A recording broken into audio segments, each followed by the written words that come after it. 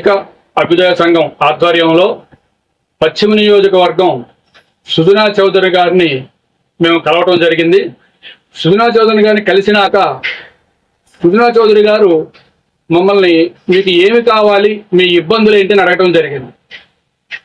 మేము పశ్చిమ నియోజకవర్గం నుంచి మా రజక అభ్యుదయ సంఘం ద్వారా ప్రతి డివిజన్ నుంచి ఒక ఇద్దరిని తీసుకెళ్లి సుజనా చౌదరి గారిని కలిసాము. ఆ కలిసిన పిమ్మట మీకు ఏం కావాలని అడిగితే మేము ఒకటే చెప్పాం, మాకు కళ్యాణ మండపం కావాలి అని.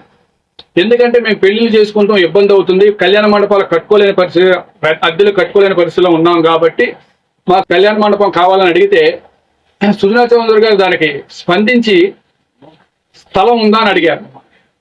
మేము మాకు స్థలం కూడా లేదని చెప్పడంతో పిఏ గారు ఏమన్నారంటే, అధికారం వచ్చినాక మన గవర్నమెంట్ స్థలం ఏదన్నా ల్యాండ్ చూసి కట్టించిద్దామంటే దానికి చౌదరి గారు అన్నారు, ఎందుకు అక్కర్లేదు, మనమే సొంతంగా కొని కట్టించిద్దామని చెప్పంగానే మేము ఆనందాలతో ఆశ్చర్యంగా వ్యక్తం జరిగింది. గతంలో బోండా ఉమామహేశ్వరరావు గారు ఇలాగే మేము పెట్టిన మీటింగ్కి స్పందించి మాకు కళ్యాణ మండపం కట్టి ఇవ్వడం జరిగింది. కానీ వైఎస్ జగన్ రెడ్డి గారి ప్రభుత్వం వచ్చినాక దాన్ని స్వచ్ఛాలయం కింద తీసుకోవడం జరిగింది. ఆ తర్వాత ఇవాళ సుజనా చౌదరి గారు సొంత నిధులతో కట్టించిస్తామనేసరికి మాకు చాలా ఆనందంగా ఉంది. దీనికి మేము 17వ తారీఖు శ్రీరామనవమి రోజు సాయంకాలం 6 గంటలకి 1 టౌన్ రైల్వే స్టేషన్ ఎదురుగుండా గల కళ్యాణ మండపంలో మాడపాటి కళ్యాణ మండపంలో మీటింగ్ ఏర్పాటు చేయడం జరిగినది. కనుక మన సభ్యులందరూ కూడా కంపల్సరిగా రావాల్సిందిగా విజ్ఞప్తి చేస్తున్నాం.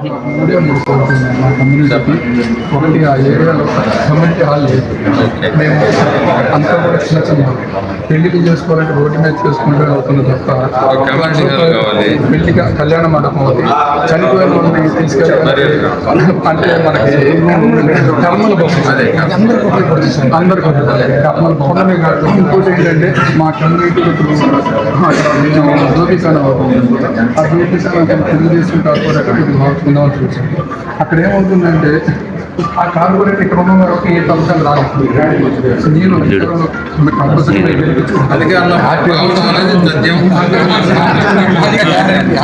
వచ్చిన తర్వాత మాకు ఏంటంటే డివిజన్ ప్రెసిడెంట్కి ఎప్పుడైనా డివిజన్ ప్రెసిడెంట్కి కార్పొరేట్లకే ఇస్తాం. కమ్యూనిటీ వైజ్గా కూడా